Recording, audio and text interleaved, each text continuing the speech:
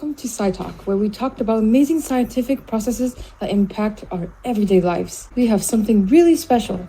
We're here just in time because we will be talking about neural signals in the brain's processing of music. Today we have our regular research team, Joshua and Kaylene, our director, Aaron, and 3 special guests from the Neuroscience Club, Bonnie, Sarah, and Cynthia. So, I have a quick question for a musician. What are you keeping in mind and thinking when you play music? So, what I think of when I play music is what the original composer is trying to express through the music. Like, for example, is it trying to express the feeling of sadness or depression or other feelings? So, when I play the music, I can better express the feelings that the composer is trying to conduct through the music. That sounds very cool. Explanations about it or any scientific background? What Alwin just said? Well, to talk about the basic brain functions, we must first identify how the brain takes in music in a very straightforward and linear process. It receives musical information from the outer ear and into the middle ear where the eardrums and tiny bones vibrate. Those vibrations are passed into the inner ear where there are cochlea, a sort of snail-shaped area which translates the vibrations into electrical signals. The electrical signals are moved to the brain by nerve cells, also known as neurons, by the cochlear nerve system. The signals travel along the cochlear nerve system and into the brain's cerebral cortex. It makes its first stop at Wernicke's area, which is just a bit above the ear on the brain. That means that it's more effective because the information takes less energy and time to travel. The neurons are also spread to more areas of the brain to analyze the different elements of music such as rhythm, pitch, and dynamics. Rhythm is found through the motor cortex and cerebellum. The motor cortex is for creating signals which direct the body's movements. The cerebellum coordinates movement and stores physical memory. Learning, or neuron forming, happens faster because music has a steady rhythm and you can remember rhythm without associating it to a real deep meaning. Pitch and tone can be recognized and understood through the auditory cortex. It figures out the melody and harmony. The prefrontal cortex, however, helps a lot with analyzing to create expectations during songs. This can also be known as anticipation. The hippocampus recognizes and stores information given by music in the middle of the brain. The nucleus accumbens, amygdala, and the cerebellum are responsible for emotional responses for when music triggers our feelings. I'm also a musician, and whenever I'm playing music, I feel like I'm more relaxed than normal. So whenever I'm really stressed, I just pick up my instrument and start playing. So yeah, it's really cool to see the background, like how it actually works. Oh, thank you, Kaylene.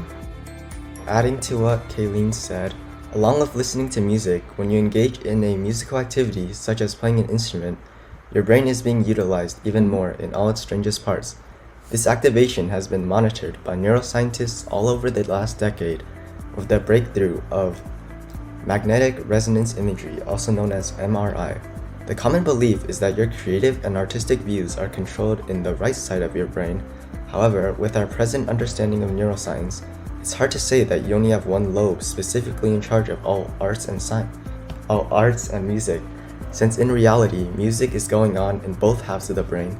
The top, the bottom, the right half, the left half, the internal and external parts.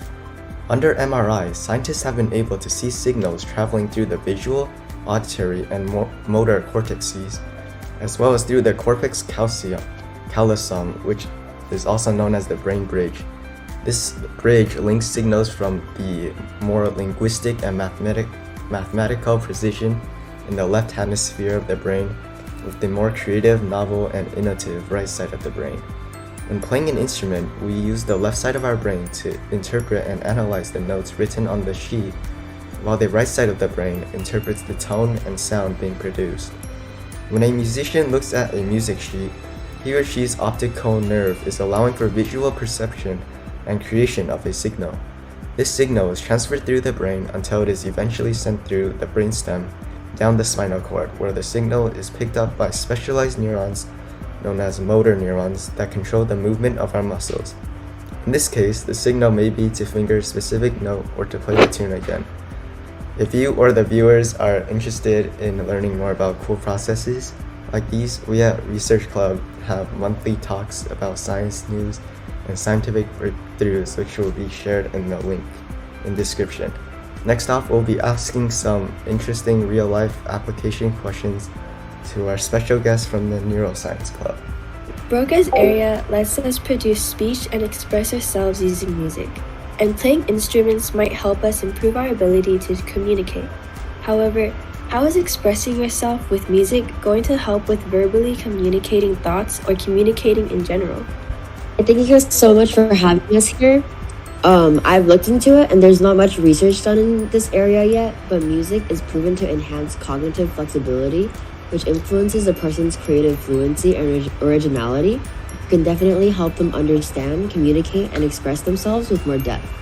There's a study done in 2017 that shows that music production and listening helps cognitive skills like fluency, recognition memory, and working memory. Specifically though, they found that producing music might have a bigger positive influence on these cognitive skills. Thank you. What does our mood have to do with preferring certain beats and sounds? What is the reason for favoritism? So certain personality types do enjoy different music. For example, the more emotional personality types would prefer low energy songs with emotional depth, like slow songs and ballads, and other personalities might prefer louder songs like hip hop and rock. A study done in Ohio State found that sad music produces prolactin, a hormone that induces calmness and relaxation, and is released when empathy is experienced. And also familiarity of the music, which is like the connection of the thoughts and memories that it invokes in the brain, actually produces a response within the brain as well. When you listen to a favorite song, the hippocampus, which is involved in emotional processing, and the auditory regions of the brain, which are located in the temporal lobe and inside a fissure called the lateral sulcus, are stimulated, and sound vibrations in the ear are converted to neuromessages and sent to the thalamus, which is basically the brain's sensory relay station when we listen to music. Sound information is passed to the auditory cortex after passing through the thalamus and is instantly broken down into many different elements, which is including but not definitely not limited to pitch, timing, and tone. Auditory information is also sent to other parts of the brain to be compared to, like emotional responses like asking yourself if you like the song or not, and historical associations like what happened to you in the past and do you relate to the song. And then this all simulates many different areas in the brain in both hemispheres. Yeah, I got it. Cause sometimes when I listen to music from like 5 or 6 years ago, it kind of brings back the happy memory when I was in middle school, elementary school. So I do agree. Like the music actually evokes emotional part inside my brain and as a person. So thank you. Yeah, definitely. Like emotional songs, like songs can like have a lot of like nostalgia to it. Like it just brings back the good memories. Yeah. I have a question for the neuroscience members. So usually faster songs like relate to more exciting feelings, and slower rhythm relates to like more lower energy. Is there like some sort of correlation between fast and slow of the music and the connection to the brain? Well, it could be because fast songs with like fast tempos, obviously, like when you're listening to music, your brain is interpreting them as a bunch of signals that are like kind of firing down certain pathways, which I'll talk about later actually. And so fast songs, you have more signals, I guess, and like the signals are obviously traveling faster due to the fast tempo, and that could be why you're in a more excited state.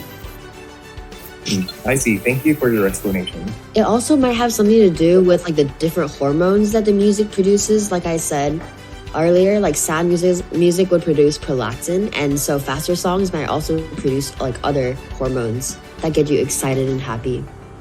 Okay, thank you for your explanation as well. Another question is, why do we randomly remember songs, and why do songs get stuck in our head? Well, So those songs, first of all, they're generally songs that, like we said earlier, we have a fast tempo, or they have a really catchy short phrase, and they're usually simple or have something unexpected.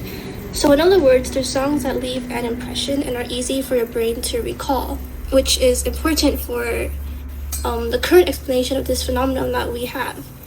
So first of all, we should understand that your brain's different regions are connected through these like different circuits and pathways, and signals, depending on what you're doing at the time, are traveling through these pathways just constantly, and your brain is pretty active. So when you're listening to music, auditory pathways are being used, and certain signals are at certain frequencies and rates are being sent down those pathways, depending on the song you're listening to. So when you're doing something that's relatively easy, or like performing a routine task, or perhaps not doing anything at all, your brain is sort of free to wander, and sometimes those auditory pathways get involuntarily activated. So they involuntarily recall a really memorable song or pathway that you just listened to, or your brain just executed a couple hours ago, and without the external stimuli, the neurons just start like firing by themselves, and you get stuck in a loop, and it's hard to predict when they'll stop. So like basically, as a summary, in simplified terms, when certain auditory pathways in your brain are not in use, your brain can by itself start replaying past signals, either because the impression of the signal was just so strong, or because your brain isn't doing anything else anyways. Well, that makes a lot of sense. Also, to explain why when running cross-country races, I randomly remember every single song ever. And another question is, why, if all these parts of the brain are activated, is playing music not as stressful as taking a math test? I can answer that too. So, well, first, you have to understand how stress comes. So it doesn't actually come from like multitasking or when your brain is really busy, but it's most originally comes from what is known as the flight or fight response. So basically, an external stimuli disrupts our body's internal balance or is some kind of danger, and your body releases a bunch of hormones that cause signs of stress.